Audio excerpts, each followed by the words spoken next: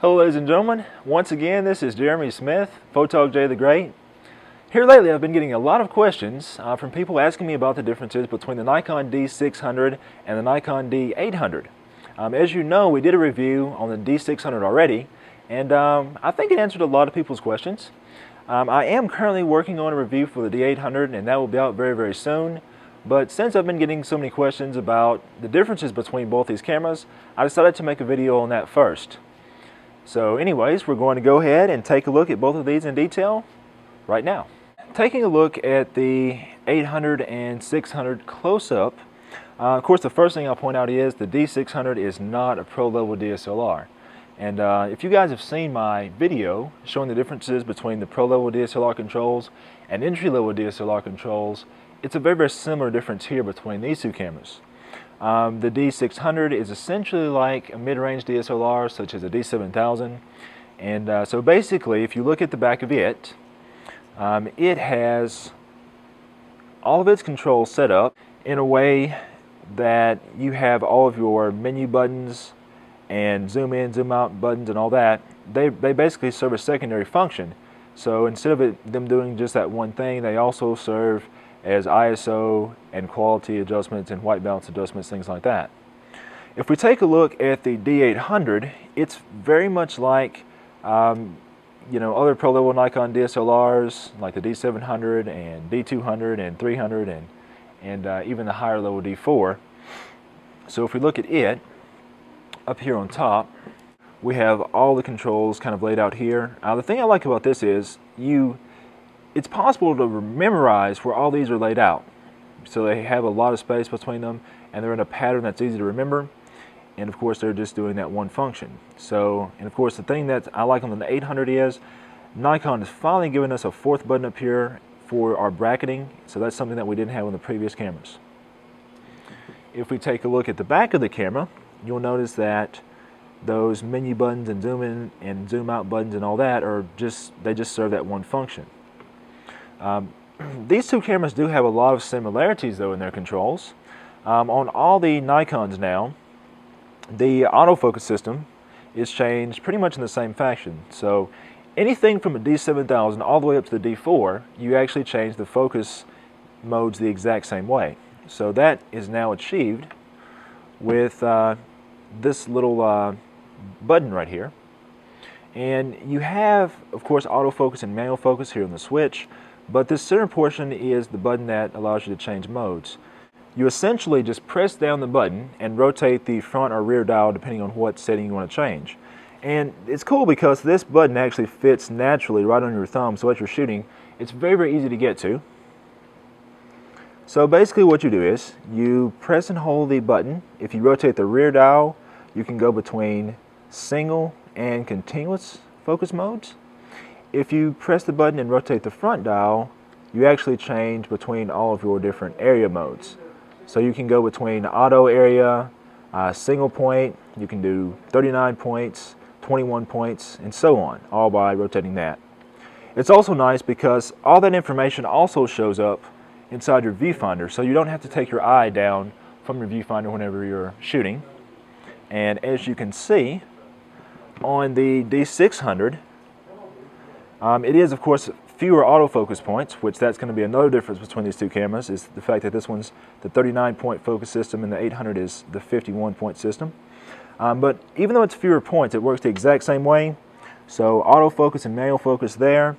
But same thing, you hit the button here and rotate the rear dial. You go between continuous, single, and with this one being a mid-range camera, it also gives you that auto area mode, which is something that most pros wouldn't use. So you've got that. And of course you rotate the front dial and you can go between the area modes. So it's the exact same setup. So it's very, very nice to see some continuity in Nikon's lineup as far as the focusing system is concerned. One other area where Nikon has added a lot of continuity to the controls on all their cameras is in the live view and video mode selection.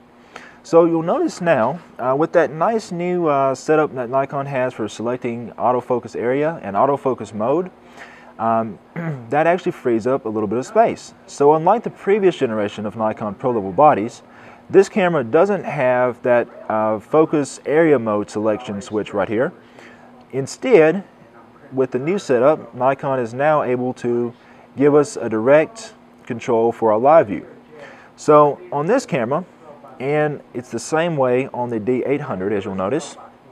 If we look at, sorry, that was 800. It's the same on the 600. So you can see here exact same setup on it as well. You can now go between your video and your still live view modes. So you basically select which one you want to do, you hit the live view button, and then you can go between the two of them like that. This brings me to yet another difference between both these cameras. They're very, very similar in what they can do in video mode. So you've got the same selection switch back here, and on top of the camera, you still have your mode switch on this 800.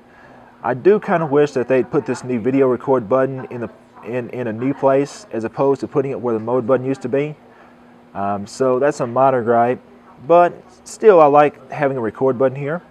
So it's once again the exact same way on the 600. One of the biggest areas that you'll see difference-wise between both the cameras is in how the f-stop is selected.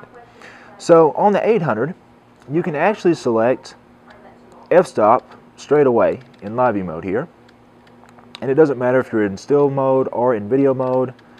You can change your live view.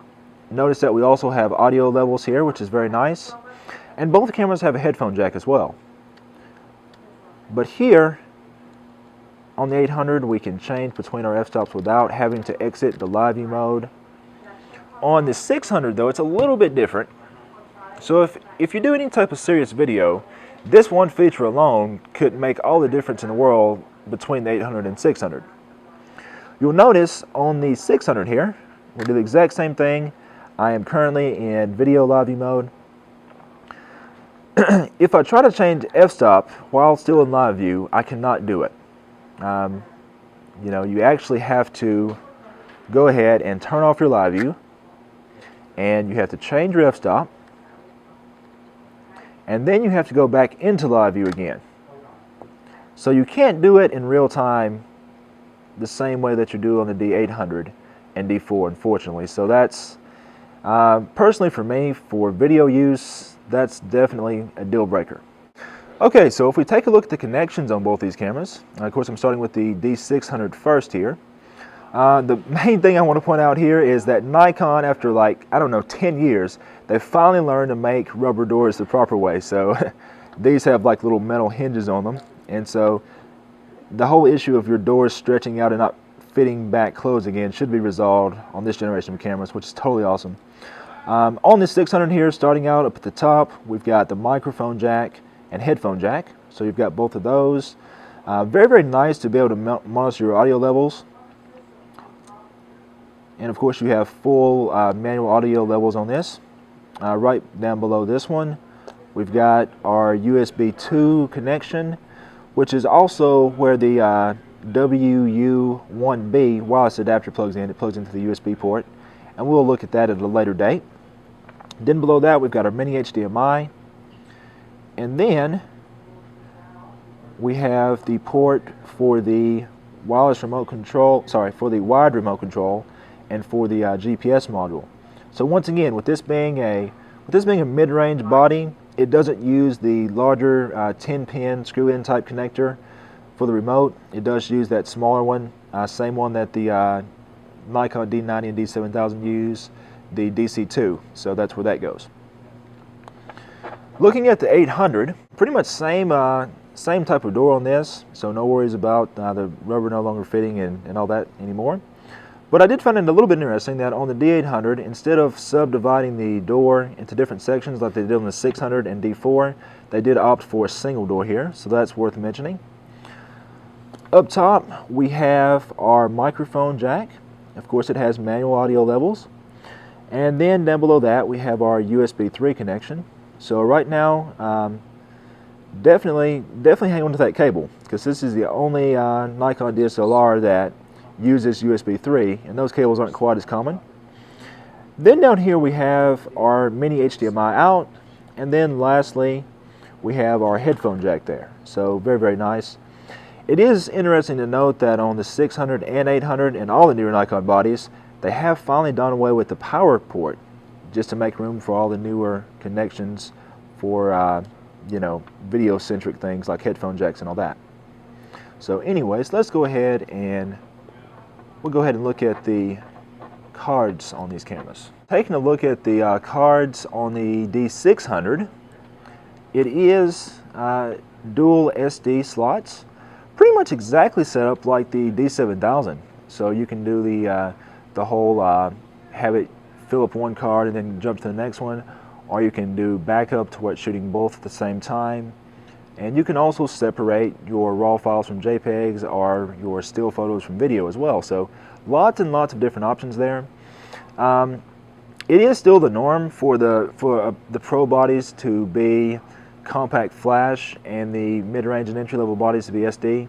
Some people were asking me about the differences between the two. I think someone even called me a compact flash card snob or something like that. Yeah, whatever. The thing is, I mean, you're no matter how fast your SD cards are, yes, I know they're very fast these days, but it's really quite simple. The fastest compact flash card is still faster than SD. Of course, my biggest thing is durability. I have a tendency to damage or misplace SD cards a lot easier than I do a compact flash. So that's why whenever we look at the 800, you'll notice that with it being a pro-level DSLR, it still has, of course it has our SD slot, but it still has a compact flash slot. And of course you can do the exact same things with this as you can with the 600 as far as separating your files and doing a backup and all that. I always like to use the SD card as the backup and the CF card as the primary slot, that sort of thing. So that's pretty much the difference there. One other thing that really impressed me, especially about the D600, is the fact that it has a 100% viewfinder. And this is something that even on the Nikon D700, in the previous generation of cameras, when you went down from the D3 to the D700, that was one of the things you lost. You had to contend with a 95% viewfinder. So I'm very happy that Nikon used a 100% viewfinder on this camera. And of course, obviously, the 600 has a 100% viewfinder, so does the 800.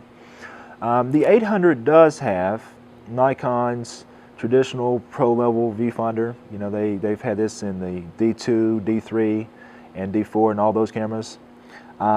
Basically, it's a round type viewfinder, which is kind of one of Nikon's little trademarks. And for what it's worth, it does have this little built-in shade to close it. So that's interesting. We wouldn't expect anything less on this level of camera. One other thing that I do like about all the cameras in this range is that they use the same battery.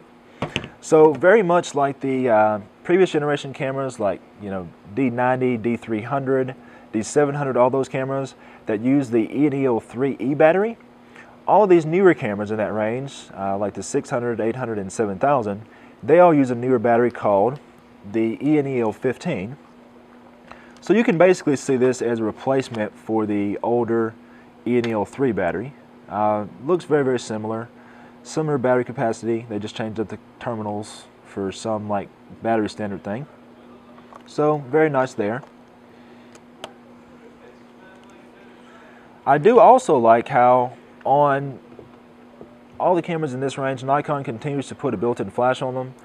That's something that you don't see on the Canons. The main advantage of a built-in flash on either of these, in my mind, is mainly going to be for triggering external speed lights. So, I mean, most users, especially users of the 800, chances are not going to be using the built-in flash for anything terribly serious, but it is very handy to have to trigger your external flashes. So that's something that's very nice. One final area where both these cameras differ is just in build quality. They are built very well. They both have weather sealing around all the buttons. The main difference, though, is the D600 has the partial metal body that the D7000 has. So basically, the top part of this camera here is made of metal, and then the back part of the camera, right back here, is made of metal, but the front part of the camera and the bottom of the camera are made of plastic. So it's kind of a nice 50-50 split between build quality. The D800, of course, is a full metal body, so it's going to be built to the higher, pro level standards. So that's going to be one final difference there. As far as the image quality is concerned between both these, as you all know, the D600 is a 24 megapixel camera and the D800 is 36 megapixels. Whether or not you need the extra resolution, it kind of depends on what you're doing. In testing so far, I've found that the high ISO noise characteristics on both these cameras is very, very similar. But of course, we'll be exploring that a little bit more in part 2. And I will be shooting with both these side by side, and we'll be shooting the same subjects so we can get some feedback on that in part 2 of the video. Until then, this is Jeremy Smith, Photog J the Great, signing off.